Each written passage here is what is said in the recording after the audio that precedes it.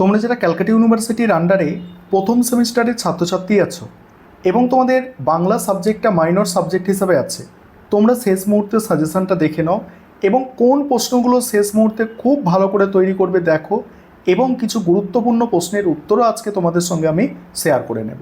দেখো, প্রথমেই তোমাদের 15 নম্বরের প্রশ্ন মডিউল 1 থেকে। দেখো, মডিউল 1 থেকে আমি তোমাদের মোস্ট ইম্পর্টেন্ট প্রশ্ন বলছি। এই প্রথম 3টে প্রশ্ন কোনোভাবেই স্কিপ করবে না। এই 3টে প্রশ্ন সবথেকে গুরুত্বপূর্ণ। যে বাংলা সাহিত্যের যুগ বিভাজনের সমস্যা ও প্রবণতাগুলি আলোচনা করো, চর্যাপদের সমাজচিত্রের পরিচয় দাও, চর্যাপদকে আবিষ্কার করেন বাংলা সাহিত্যের ইতিহাসে চর্যাপদের সাহিত্যমূল্য বা গুরুত্ব আলোচনা করো, শ্রীকৃষ্ণ কীর্তন কাব্যের সাহিত্যমূল্য বিচার করো, আর শ্রীকৃষ্ণ কীর্তন কাব্যের সমাজচিত্র সম্পর্কে আলোচনা করো। এখানে দেখো, প্রথম 3টে প্রশ্ন হচ্ছে সবথেকে গুরুত্বপূর্ণ, একদমই টপ মোস্ট ইম্পর্টেন্ট প্রশ্ন। তারপরে আছে মডিউল 2। মডিউল 2-এ কী আছে? রামায়ণের অনুবাদক কবি কৃত্তিবাস ওঝার আবির্ভাবকাল ও পরিচয় উল্লেখ করে তার অনুদিত গ্রন্থের সাহিত্যমূল্য ও বাঙালি সমাজজীবনে এর প্রভাব সম্পর্কে লেখো। কি বললাম? রামায়ণের অনুবাদক কবি কৃত্তিবাস ওঝার আবির্ভাবকাল ও পরিচয় উল্লেখ করে তার অনুদিত গ্রন্থটির সাহিত্যমূল্য এবং বাঙালির সমাজজীবনে এর প্রভাব। দ্বিতীয় মোস্ট ইম্পর্টেন্ট প্রশ্ন, বাংলার সমাজ ও সাহিত্যে শ্রী চৈতন্যদেবের অবদান। খুব ভালো করে দেখে যাবে। তারপর হচ্ছে চৈতন্য জীবনী সাহিত্য বলতে কী বোঝো? এই ধারায় বৃন্দাবন দাসের চৈতন্য ভাগবত গ্রন্থের গুরুত্ব বা চৈতন্য দেবের কবি কৃতিত্ব বিচার করো। খুব গুরুত্বপূর্ণ প্রশ্ন। এবারে এই 3টে সবথেকে গুরুত্বপূর্ণ। এবারে এটাও দেখতে পারো, প্রাক চৈতন্য যুগের বৈষ্ণব পদাবলিতে কবি চণ্ডীদাসের কবি প্রতিভার পরিচয় দাও। তারপর একটা এক্সট্রা প্রশ্ন আছে, তোমরা দেখতে পাচ্ছ। এবারে 3 নম্বর মডিউল থেকে বড় প্রশ্ন। এখানে সবথেকে ইম্পর্টেন্ট প্রশ্ন 2023-এর এই 2টি প্রশ্ন সবথেকে গুরুত্বপূর্ণ। এছাড়া প্রথম 2টো প্রশ্ন তোমাদের কিন্তু দেখতেই হবে। প্রথম 2টো প্রশ্ন কি আছে? প্রথম প্রশ্ন, মঙ্গল কাব্য কাকে বলে? মঙ্গল কাব্যের সাধারণ বৈশিষ্ট্যগুলি আলোচনা করো। পরের প্রশ্ন আছে, মনসা মঙ্গল কাব্যের কবি হিসাবে বিজয় গুপ্ত বা কেতকা দাস ক্ষেমানন্দের কবি প্রতিভার পরিচয় দাও। পরের প্রশ্ন কি আছে? আরাকান রাজসভার সাহিত্য। আরাকান রাজসভার সাহিত্য বলতে কী বোঝো? সপ্তদশ শতকে আরাকান রাজসভায় যে কোনো 2জন বিশিষ্ট কবির পরিচয় দাও।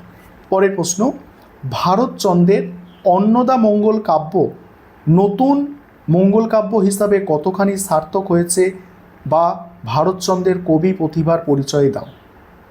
তারপরে এখানে একটা এক্সট্রা প্রশ্ন দেওয়া আছে, দেখতে পাচ্ছ। এবারে 5 নম্বরের প্রশ্ন।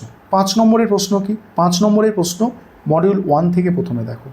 প্রথম প্রশ্ন, তুর্কি আক্রমণের কারণে বাংলা সাহিত্যে এর প্রভাব বা ফলাফল আলোচনা করো। পরের প্রশ্ন, চর্যাপদের ভাষাকে সান্ধ্য ভাষা বলা হয় কেন? সংক্ষেপে আলোচনা করো। টিকা, শ্রীকৃষ্ণ কীর্তন কাব্যের আবিষ্কার ও নামকরণের ইতিহাস। পরের প্রশ্ন দেখো, 2টো এক্সট্রা প্রশ্ন আছে, দেখতে পাচ্ছ।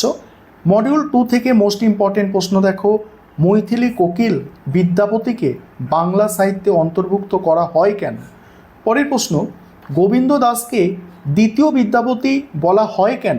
নেক্সট আছে, জ্ঞান দাসকে চণ্ডীদাসের ভাবশিষ্য বলা হয় কেন?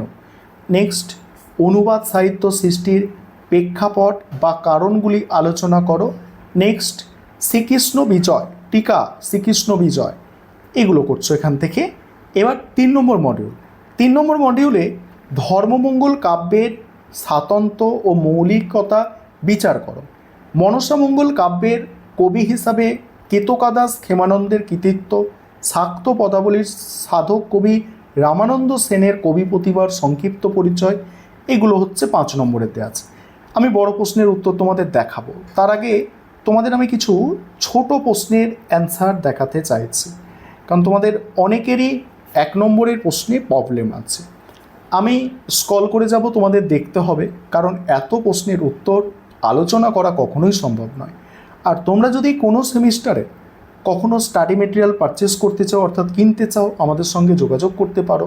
এই ধরনের উন্নত মানের স্টাডি মেটেরিয়াল আমরা প্রোভাইড করে থাকি কলেজের সেমিস্টারের ছাত্রছাত্রীদের জন্য। ক্যালকাটা ইউনিভার্সিটির আন্ডারে, অনলি ক্যালকাটা ইউনিভার্সিটি। আমাদের কাজটা হয় অনলি ক্যালকাটা ইউনিভার্সিটির ছাত্রছাত্রীদের জন্য, অন্য কোনো ইউনিভার্সিটির ছাত্রছাত্রীদের জন্য না। দেখো প্রশ্নের উত্তরগুলো দেখতে পাচ্ছ, আমি তোমাদের সঙ্গে এসএকিউ প্রশ্নের উত্তর শেয়ার করে নিচ্ছি।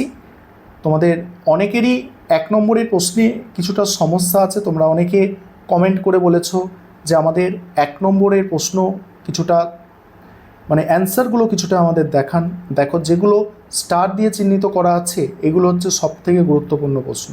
আর যদি মনে হয় যে আমাদের সাজেশান এবং এই স্টাডি মেটেরিয়ালের কোয়ালিটি ভালো, তাহলে তোমরা পরবর্তী কোনো সেমিস্টারে যোগাযোগ করবে স্টাডি মেটেরিয়াল পারচেস করার জন্য। দেখো সম্পূর্ণ প্রশ্নের উত্তরগুলো দেখে নাও। অনেক প্রশ্নের অ্যান্সার তোমাদের সঙ্গে আজকে শেয়ার করার আছে। দেখো এটা মডিউল 3 থেকে যাচ্ছে, এটা হচ্ছে মডিউল 3। মডিউল 3 থেকে এগুলো 1 নম্বরের প্রশ্ন আছে এবং কয়েকটা বড় প্রশ্নের অ্যান্সারও তোমাদের সঙ্গে আমি শেয়ার করে নেব, যেগুলো মোস্ট ইম্পর্টেন্ট 15 নম্বরের প্রশ্ন আছে। তোমাদের সঙ্গে 1 নম্বরের প্রশ্নের অ্যান্সার শেয়ার করলাম, এবার বড় প্রশ্নের অ্যান্সার কিছু শেয়ার করতে চাইছি।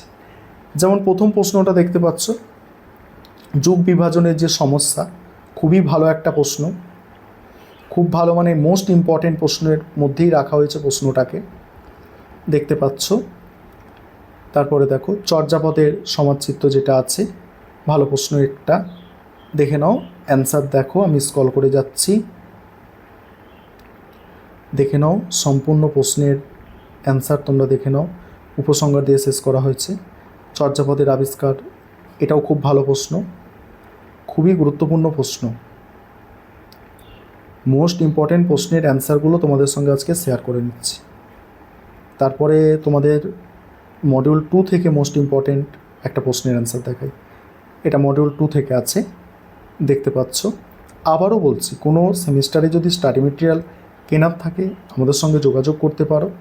কম সময়ের মধ্যে যদি ভালো নম্বর পেতে চাও, কারণ সিলেবাস তো এখন অনেক সময় তেমন থাকে না। প্রথম সেমিস্টারে অনেক সময় পেয়েছো, অন্যান্য সেমিস্টারে এতটাও সময় পাবে না। তাই যদি স্টাডি মেটেরিয়াল পারচেস করতে চাও যোগাযোগ করে নেবে। দেখে নাও সম্পূর্ণ প্রশ্নের অ্যান্সার তোমরা দেখে নাও, এটাও দেখাচ্ছি। দেখো সম্পূর্ণ প্রশ্নের অ্যান্সার তোমরা দেখো।